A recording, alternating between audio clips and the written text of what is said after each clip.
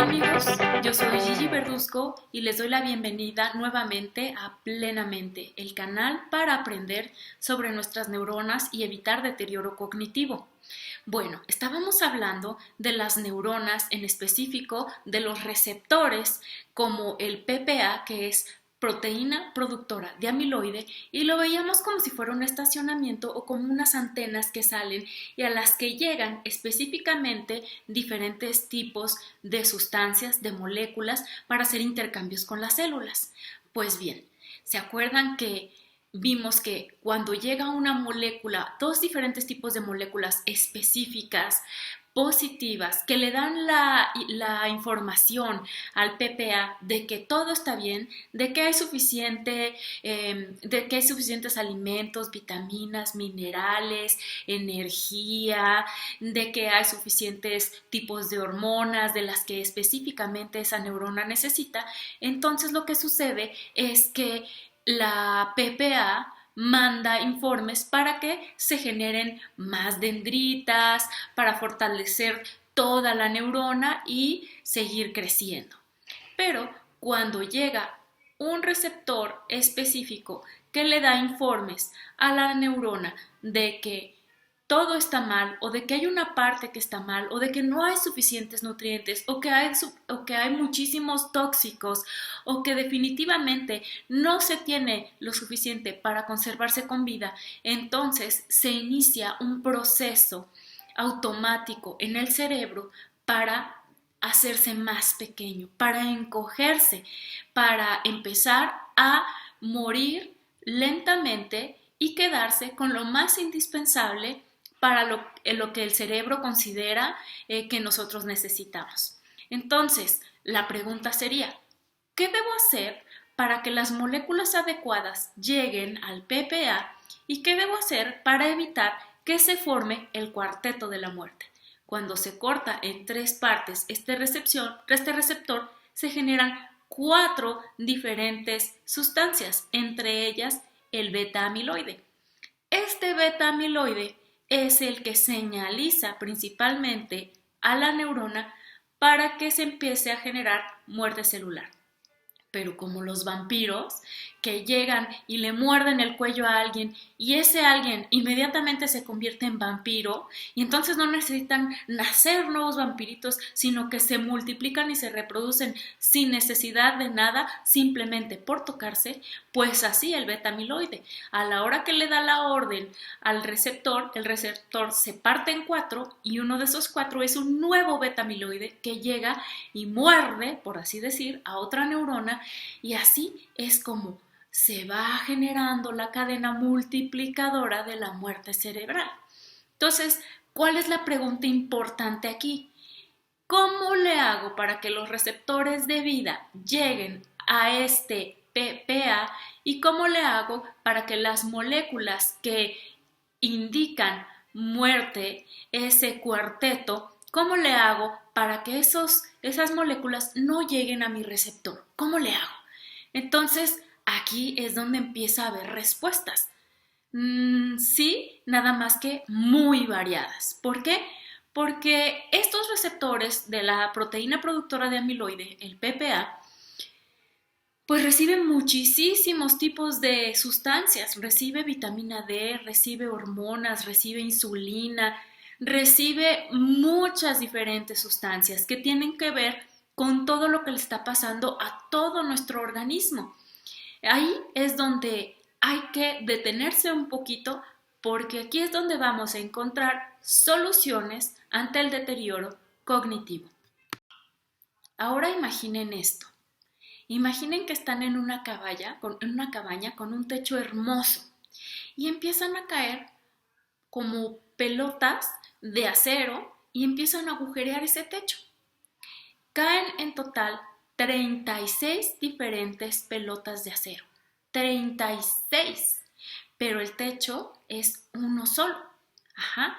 Entonces, si pensamos en el techo como en tus neuronas y cada una de las pelotas como una diferente razón o un diferente hecho que promueve Alzheimer y la medicina intenta curar uno de esos huecos que se le hizo al techo, entonces ese medicamento va a ser buenazo en tapar uno de los hoyos. Pero a la hora que empieza a llover, pues te inundas porque hay otros 35. Ahora, también hay que tomar en cuenta esta otra cosa.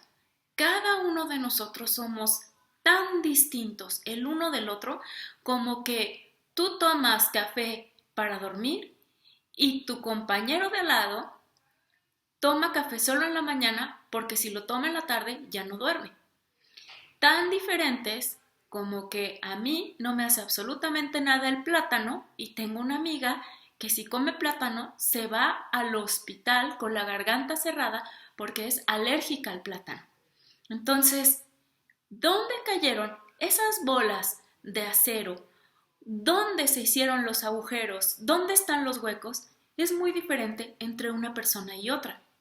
Por eso, cuando nosotros queremos saber qué está promoviendo el deterioro cognitivo, una de las cosas que necesitamos hacer es muchos estudios para saber exactamente dónde están los agujeros y dónde es que entonces hay que tomar acción para poder taparlos. Así es como un tratamiento único de Alzheimer o un tratamiento único para un tipo de deterioro cognitivo no siempre o casi nunca es suficiente. Lo que sí te puedo decir es que cada cosa que nosotros hacemos manda señales a nuestras diferentes células del cuerpo y en este caso a nuestras neuronas para que se comporten de una manera o de otra. Cada vez que nosotros tomamos ciertos alimentos, esos alimentos traen nutrientes o traen tóxicos o traen colorantes o traen conservadores o traen aglutinantes o traen vitaminas y minerales y enzimas y fibra y entonces las señales que se mandan al cerebro son diferentes. Cada vez que nosotros transcurrimos un día sentados, mandamos una señal al cerebro, pero cuando ese día caminamos de un lugar a otro, hicimos ejercicio, tomamos la bicicleta o alguna actividad que tuviera que hacer que se movieran nuestros músculos y nuestros huesos y nuestro sistema circulatorio y que hiciera que nuestro sistema digestivo se pudiera mover mejor, entonces se mandan ciertas señales a nuestro cerebro. Todo lo que hacemos, todo lo que inhalamos, todo lo que dejamos de hacer, todo eso son señales que segundo a segundo le están llegando a nuestro organismo y él reacciona produciendo sustancias y así es como nosotros podemos llegar a tapar la mayoría de los hoyos que se han hecho en ese techo hermoso o que podemos hacer más grande cada uno de los agujeros. Para terminar, vamos a hacer un abrebocas del siguiente tema que es la genética y en particular la genética del Alzheimer, que de cualquier manera puede o no combinar diferentes tipos de deterioro cognitivo. Una de las pruebas que se hacen más importantes es para saber si dentro de la persona existe el alelo A mayúscula, P o minúsculas, E mayúscula 4 o ApoE4. ¿Qué es esto? Este es un tipo de gen, vamos a hablar. Nosotros utilizamos la palabra alelo para hablar de las versiones distintas de un mismo gen. Heredamos un gen de la mamá y un gen del papá. Y a veces son iguales y a veces son diferentes. Entonces hay una versión, o sea, hay un alelo que cuando nosotros lo tenemos y es este ApoE4, este alelo promueve la generación de más beta amiloides, que si recuerdan es la sustancia que llega al receptor y corta en tres partes el receptor y genera nuevos. Es la sustancia vampiro, la sustancia promotora de Alzheimer.